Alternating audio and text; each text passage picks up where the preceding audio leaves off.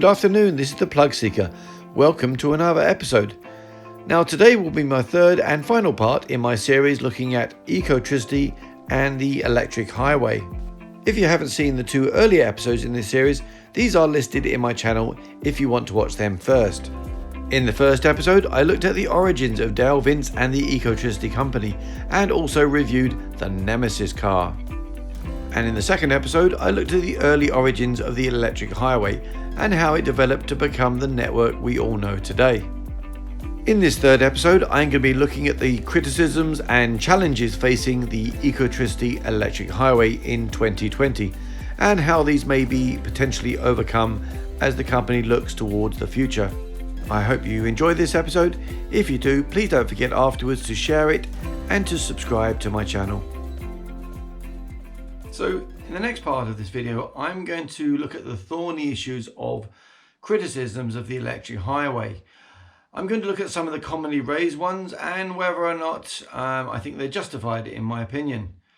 Obviously, with any big company or endeavor, there are always things that can be improved.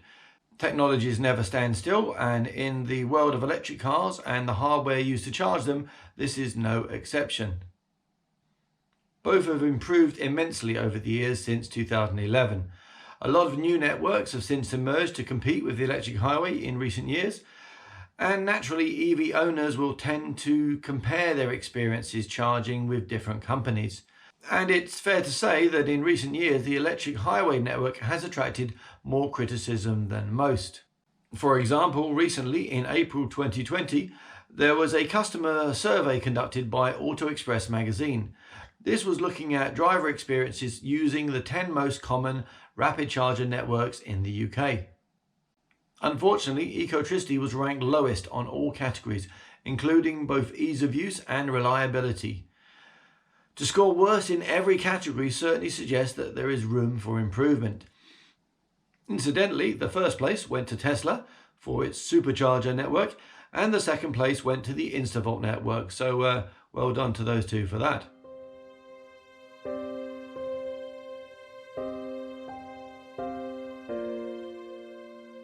Overwhelmingly, the main criticism I hear levelled against the electric highway is that it is unreliable. But how fair is this criticism? Obviously, those with bad experiences will always tend to have an axe to grind and will tend to be the most vocal. One key point to remember here is that the motorway services have always been a traditional place where petrol drivers stop and refuel on a road trip. Therefore, these chargers are in a prominent key location and are very much in the public eye. They tend to get some of the heaviest use, and so even small failure rates can still generate a bad reputation.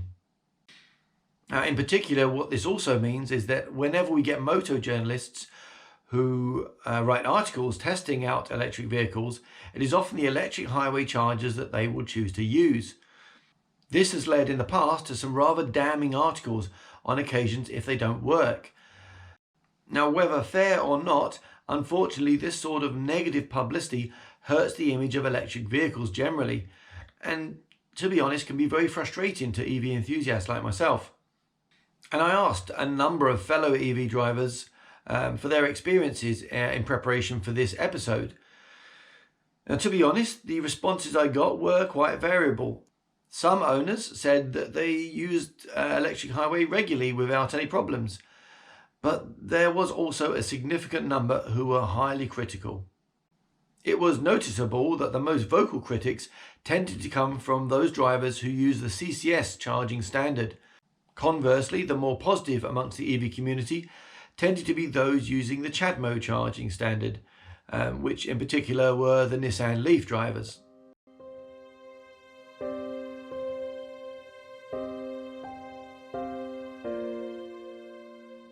So why do CCS chargers on the electric highway appear to be a source of so many of the complaints against it? Now, it's worth taking a brief moment here to explain the background. Nowadays, the electric highway chargers have plugs available supporting all three of the major rapid charging types, namely ACS Type 2, DC CHAdeMO and DC CCS. That is leaving aside obviously the Tesla superchargers, which also have their own separate standard as well. Now, when the electric highway network first rolled out rapid chargers back in 2012, it started with the AC Type 2, which was mainly used for the Renault Zoe, and the DC Chadmo, which was mainly used for the Nissan Leaf. These being, as I said before, some of the commonest EVs at the time.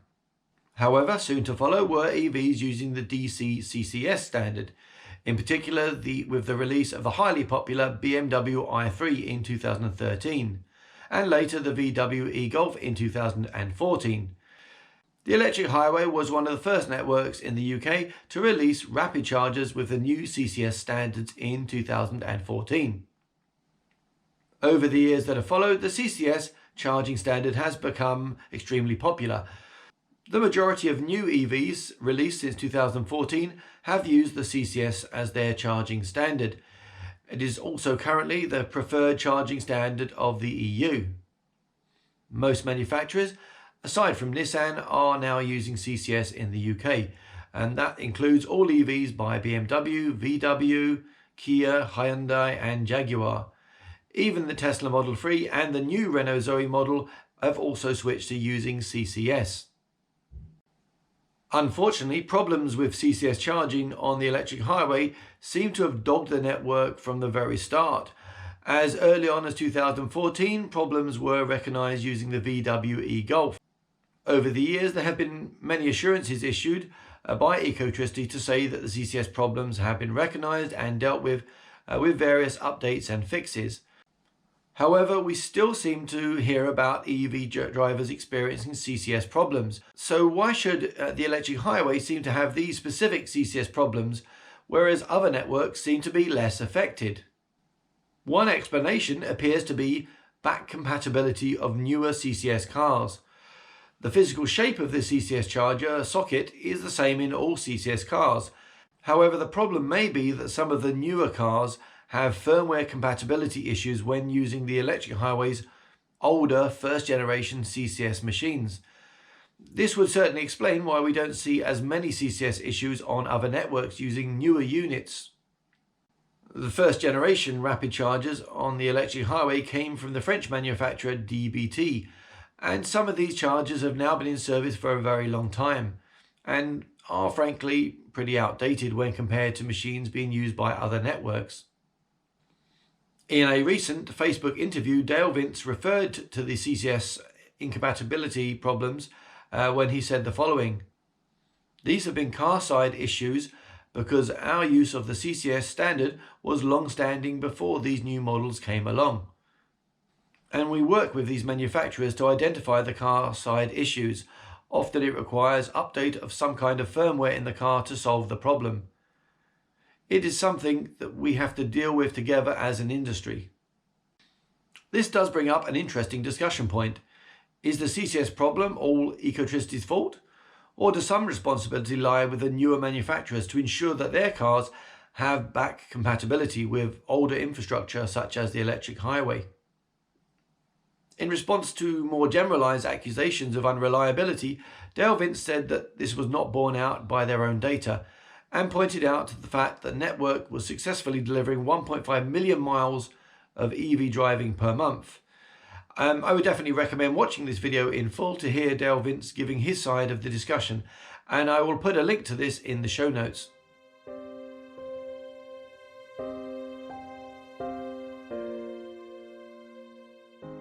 The next criticism I hear a lot is the limited payment options available on the electric highway. Since 2016, the rapid chargers have only been accessible by an app. This is in contrast to most other rapid charger networks that allow a variety of connection methods to their customers. Now, those who watch my videos will know that I'm not personally a big fan of EV charger apps generally. In my experience, apps can cause trouble communicating with the EV chargers for various reasons. I myself have had problems using the electric highway app before. That being said, that is not specific to Ecotricity. I've experienced app failures in the past with several networks, including Polar, Shell, Allego and e-Ingenie, to name but a few. However, even if the electric highway app is working perfectly, in my opinion, it is still an unnecessary faff. It takes a total of 11 key presses and a QR code scan to initiate a charge. You also have to get out your debit card while you're standing there so that you can enter the last 3 digits of your card. I think it is annoying that when the Electric Highway introduced the app in 2016, that they did not simply maintain the option of an RFID card alongside, as most other networks do. Furthermore, many networks now are in fact moving towards providing contactless payment with debit cards or Apple Pay, etc. This is already available in the UK on many networks such as Polar, Shell, Instavolt or e-niro. So providing simpler and more choice of payment option is certainly an area where Ecotricity needs to improve upon.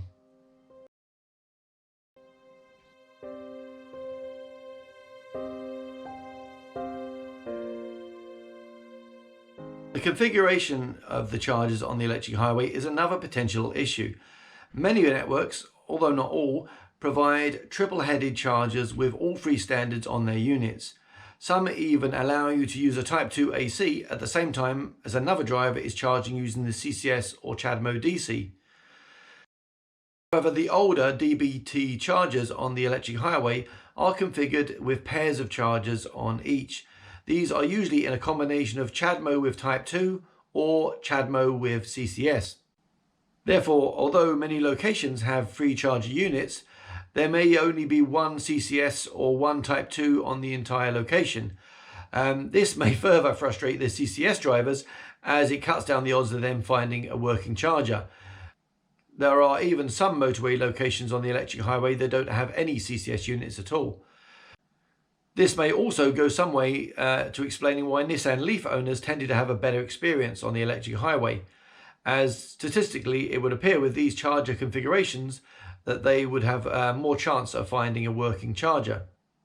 It is also worth noting that on the older DBT machines that have Type 2 AC, they do not have the option of running this simultaneously with a DC on the same unit. As I say, there are some newer chargers, such as those on the e-niro network, that do have this function.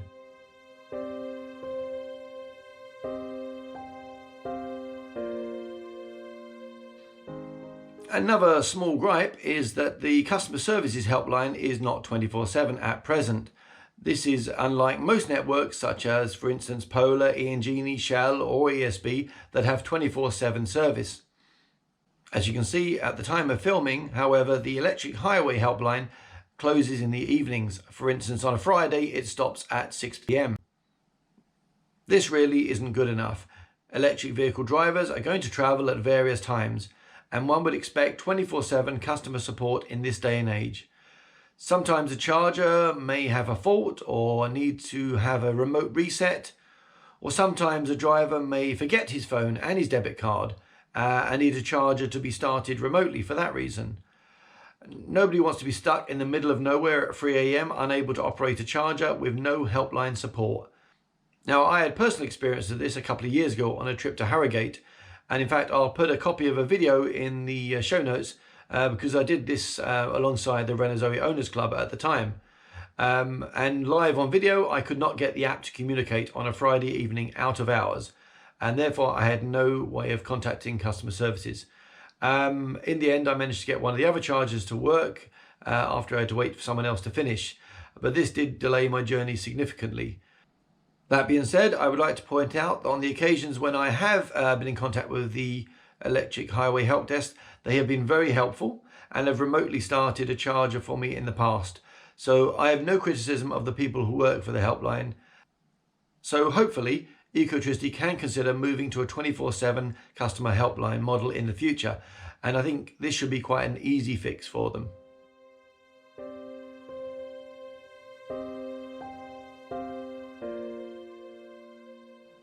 Now, as we saw in the introduction, Ecotricity were pioneers in being the first to set up motorway service chargers, and as such were able to set up exclusive agreements with the companies that run those sites.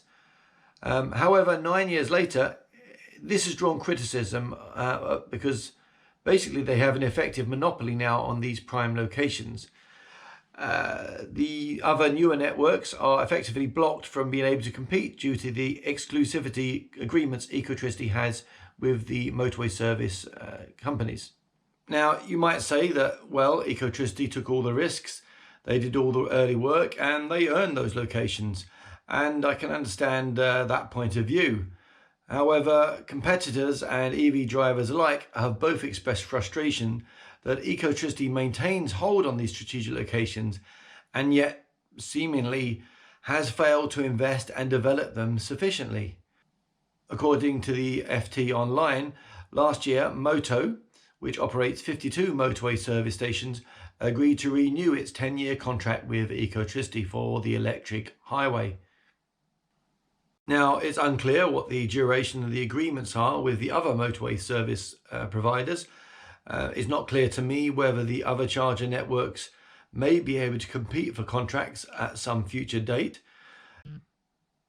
Another interesting development is the fact that both BP and Shell have bought their own electric vehicle charging networks, namely Chargemaster Polar and New Motion respectively.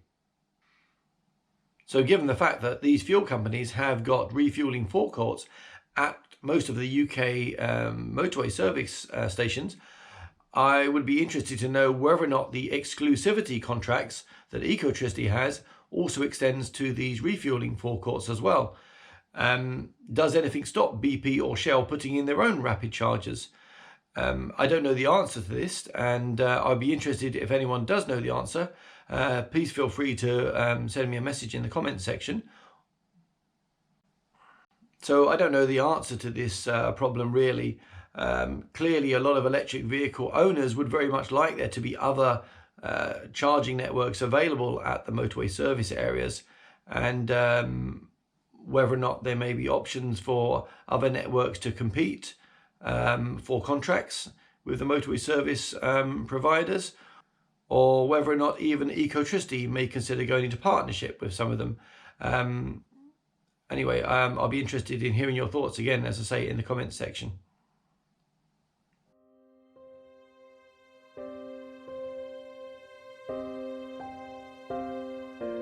Despite having outlined the many areas in which I think the electric highway must improve, I think it is still important not to simply descend into negativity. Despite the problems currently with the electric highway, I am optimistic that it can be turned around. And again, I would like to point out that, for the record, on most of the occasions that I've used it with my Nissan Leaf, I've had no problems. In making this video, I've come away with a greater appreciation for what Dale Vince has achieved over the last 25 years, both to further the development of electric vehicles and also the renewable energy sector in general. So before we jump on the bandwagon of bashing Dale Vince, I think it is worth stepping back for a moment to remember what he has achieved. He built this network at a time before there were barely any EVs on the road and minimal charging infrastructure in the UK. He had the foresight to adopt a build it and they will come philosophy. To quote Dale Vince on an interview he did in 2016 on Fully Charged, "We jumped in to break this impasse. People weren't buying cars because there was nowhere to charge. People didn't build somewhere to charge because there weren't enough cars." Over the years, he invested a lot of his own money into the electric highway project. He never charged a penny for people to use the network, running it for free from 2011 all the way to 2016. In 2016, he in fact quoted that he was running the network at a loss of £500,000 a year. This was a valuable service to the EV community, and it encouraged the public to see EVs as not just quaint local city cars, but as a viable option for longer distance travel. He also put £350,000 of his own money towards building the Nemesis sports car, a vehicle which really did help change public perceptions of electric cars. So when people criticise Dale and his electric highway, I think it is still important to consider how much further behind the UK EV revolution might be if it wasn't for his pioneering vision. But that being said, the electric highway shouldn't simply be left to stagnate whilst holding jealously on to its prime motorway locations. Nor can past achievements allow the network to rest on its laurels. It clearly needs to modernise and improve. In response to criticisms about the reliability of the electric highway, in his recent Facebook interview, Dale Vince has stated that currently the network does provide 1.5 million miles of clean zero carbon driving per month in the UK, which again I think is impressive and does deserve some credit. Also, in a service update tweet last year in May, Ecotricity claimed that their data showed that their chargers had about 99.8% availability, and the number of charging sessions had increased by 60%. And I'll put a link to this notice in the show notes. In fairness to Ecotricity, it also does appear that the company has made attempts over the years to update and fix the CCS issues. However, clearly, there do still appear to be ongoing problems when you ask those in the EV community. Dale said in his recent interview that the CCS issues are often due to an incompatible firmware on new CCS cars. Therefore, perhaps manufacturers do also need to do their part where possible to ensure back compatibility with older networks like Ecotricity. Clearly, Ecotricity will need to continue to work closely with manufacturers to minimize this sort of compatibility issue. However, I think the only way that the electric highway is going to really turn itself around and regain its reputation going forward is by retiring its aging stock of DBT rapid chargers. In my opinion, they need to embark on a program to replace all of them, one by one, with modern, up-to-date rapid chargers. Perhaps even selling on the old ones to be repurposed for use by private companies, such as maybe delivery fleets using Nissan ENV200 vans, or taxi firms using Nissan Leafs. Installing modern generation triple rapid chargers would solve so many of the network's problems all in one go. These would allow easy, contactless and RFID payment options to be added to give more customer choice in payment. It would reduce CCS compatibility problems with a more modern unit. Having a triple standard on each unit would mean that any EV could use any unit, and in particular this would also increase the number of CCS chargers on the network. Now the good news here is that this has finally started to happen. In a more recent Twitter statement in November 2019, Ecotricity have confirmed that they are starting a process of modernising their 50 kilowatt rapid chargers. Furthermore, Dale stated in the recent Facebook interview that they have already started rolling out the first of the new units. He has said that they are starting preferentially by replacing the 30 units which they have identified as having the most significant problems, and this would seem eminently the most sensible approach to take. He said in his interview that they have replaced half of them already and were underway with replacing the second half just before the lockdown hit.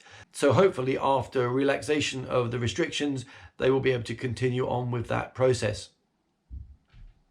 One example of these new chargers has been installed at the M40 services at Oxford.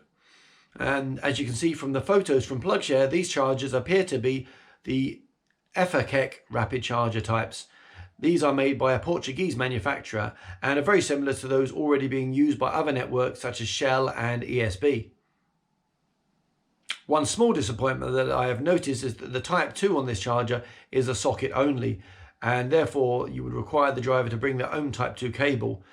These sockets appear to be only 22 kilowatts, and hence this is less than the 43 kilowatts maximum with the older DBT machines with their Type 2 tethered cables. This will mean a slower charge for older generation Renault Zoe owners. However, I do note that the same setup is also used by e-niro network. I think it would have been better to have used the same Ecotricity rapid chargers as Shell are using, which have all three charging standards with coiled cables and have 43 kilowatt Type 2 provision. Although this is still better than Instavolt, who dropped Type 2 altogether, and obviously Ionity that only provides CCS alone. The newer Renault Zoes have the CCS charger, so they won't be affected. But if you are one of the original Renault Zoe drivers with a Type 2 rapid charger, then you are going to find on these new Ecotricity chargers that you will only get about half the speed. So that is one thing to point out. I personally think it is important to continue to provide owners of the previous models of the Renault Zoe with 43 kilowatt rapid charging. These are a common and popular type of EV and are going to be around for many years to come. So I think basically the conclusion is that If Ecotricity are going to be the ones that hold on to the key charging locations and motorway service stations, then they really need to make it world class. We can't continue to have the oldest and the most outdated electric vehicle chargers along what are key parts of the UK transport infrastructure. It is time for Ecotricity to move with the times or move on. If they are unable to do this, then I would respectfully suggest that perhaps the time has come for Dale to consider either entering into a partnership with another electric vehicle network or even selling on the electric highway altogether. Or alternatively, opening up the motorway service areas to allow other electric vehicle networks to also compete at these locations. In my opinion, none of the current problems of the electric highway are insurmountable. I take some optimism from seeing the first few new Ecotricity chargers beginning to be rolled out. It's my sincere hope that Dale Vince is listening to the EV community and taking on board what his customers are saying to him. I really hope that the electric highway will find its way and that it can survive on into the future. It was once a trailblazer, leading the way in electric vehicle charging, and I hope that it will rise to the challenge and will do so once again.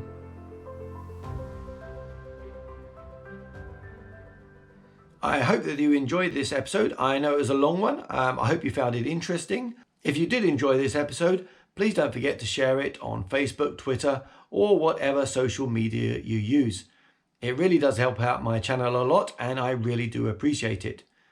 Also, don't forget to subscribe to my channel, and don't forget to click on the notifications bell to get new episodes as soon as I upload them. So that's it for me today. I hope you enjoyed watching. This is the Plugseeker, signing out. Happy charging, everyone.